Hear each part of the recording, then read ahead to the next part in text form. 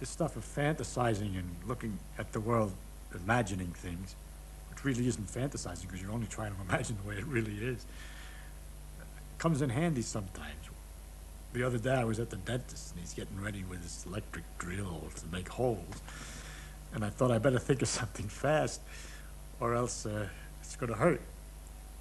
And then I thought about this little motor going around and what was it that made it turn? And what was going on?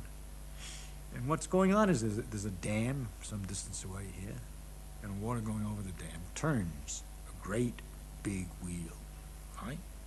And this wheel is connected with long, thin pieces of copper, which split up into other pieces of copper and split up and spread all over the city. And then they're connected back through another little gadget that makes wheels turn. All the wheels of the city are turning because this thing turns. If this thing stops, all the wheels stop. It starts again, they all start again. And I think that's kind of a marvelous thing of nature. It's extremely curious. That phenomenon I like to think about a lot because all it is copper and iron. See, sometimes we think it's a man-made generator, it's very complicated, the phenomenon is a result of some special something that we made. But it's nature doing it, and it's just iron and copper. And if you took a big long loop of copper and had iron at each end and moved a piece of iron here, the other iron moves at the other piece. And if you get it down to the nothing, just moving a piece of iron in a loop of copper and seeing another piece of iron move, you realize what a fantastic mystery nature is. You don't even need the iron.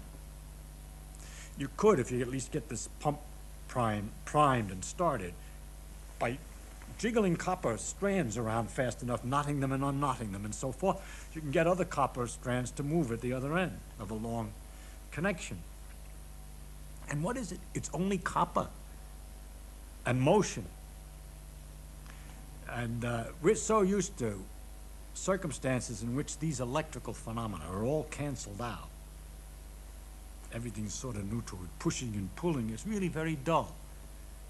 But nature has these wonderful things, magnetic forces and electrical forces. You comb your hair with your comb and you get some strange condition. So you put it in front of a piece of paper and it lifts up the paper, or the paper jiggles at a distance far away.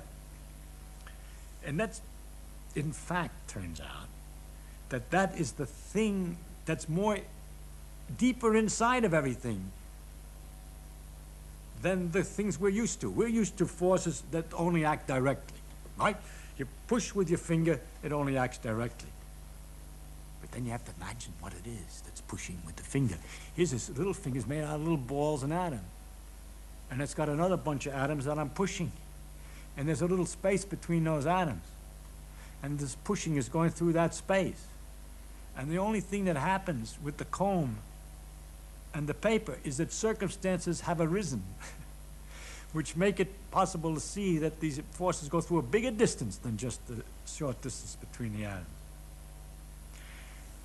What it is if you have charges like electrons that are both the same. They repel each other with a force. They're little tiny particles. They're a piece of the atom, and they repel each other with a force which is enormous. It's inversely as the square of the distance, just like gravity is inversely as the square of the distance, but gravity is attractive, and this is repulsive.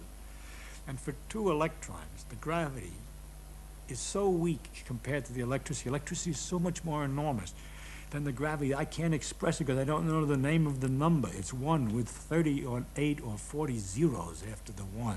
Bigger is electricity. It's so enormous that if I were all electrons, well, the numbers are too big. So if there's also, however, for electrical things, other kind of charge, positive charges. An example of protons are positive. They're inside the nucleus of the atom, and they attract electrons. Opposite charges attract, and like charges repel. So you have to imagine enormous forces where likes are trying to get away from likes, and unlikes are trying to get near the opposite. What would happen if you had a lot of them? There'd be, all the likes would collect with unlikes. They attract each other. And they get an intimate mixture of pluses and minuses all on top of each other, very close together. You wouldn't have a lot of pluses anywhere because they repel each other. They'll all be compensated by minuses very close. And you get these little knots of plus and minus. The reason that the knots don't get smaller and smaller is because they are particles and there's quantum mechanical effects that we won't discuss that makes it that you can't get any smaller than a certain size. And so you get these little lumps, which are balls. They're the atoms. The atoms have positive and negative charge, and they're neutralized. They cancel their charge as nearly as they can. And because of this this force is so big, it ends up nowhere, with very little left. Because it's so big, it cancels out. There's always so exactly the same pluses and minuses in any normal material. When you comb your hair, it rubs just a little bit extra, or just a few extra minuses, say, here, and somewhere else a few extra pluses. But the forces are so big, there's just the extra ones, which make a force that we can see that seems to be at a long range. And that we find mysterious, and that we need an explanation for. And we try to find an explanation for it in terms of ideas like the forces that are inside of rubber bands or steel bars or twisted things. We would like to have some kind of puller at a distance because we're used to it, that we don't get any push until we're touching. But the fact is that the reason we don't get any push until we're touching is it's the same force as you see at a long distance, only it's come down to short because the pluses and minuses have canceled out so well that you don't feel anything until it gets very, very close. When it gets close enough, of course, it makes a difference which is plus and which is minus and where they are, and they repel each other.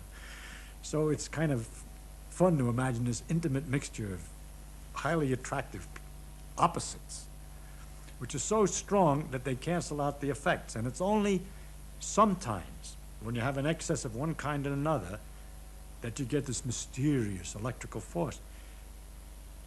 And how can I explain a mysterious electrical force in any other way? Why should I try to explain it in terms of of something like jelly or other things which are made, and I understand the other way around in terms of strong long-distance forces which have all canceled out. So it's the electrical forces, in fact, and the magnetic forces, in fact, that we have to accept as the base reality in which we're going to explain all the other things. So again, it turns out it's hard to understand. You have to do a lot of imagining that the real world has as its base a force which acts at a long distance, that we haven't got much experience with that force. We have peculiar phenomena here and there, but ordinarily we don't have much experience with that force, is simply because that's what requires explanation. That's what requires imagination. The long-distance force we have no other picture for. And in the example of the generator, for instance, what happens is that the electrons, which are a part of an atom,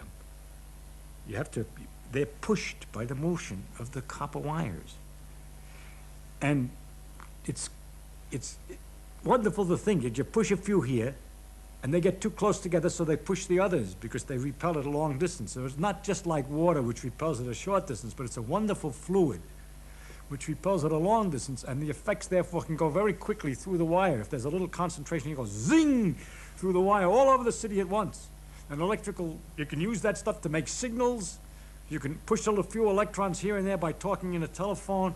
At the other end of the line, a long line of copper across the city, the electrons respond because of this very rapid interactions over these long distances to what you're saying in this room. And if they've discovered experimentally the existence of these long forces and these rapid motion actions and so forth was a tremendous thing for human beings. I think that the discovery of electricity and magnetism and the electromagnetic effects, which were finally worked out, the full equations for everything was worked out by Maxwell in 1873, is probably the most fundamental transformation of the most remarkable thing in history, the biggest change in history.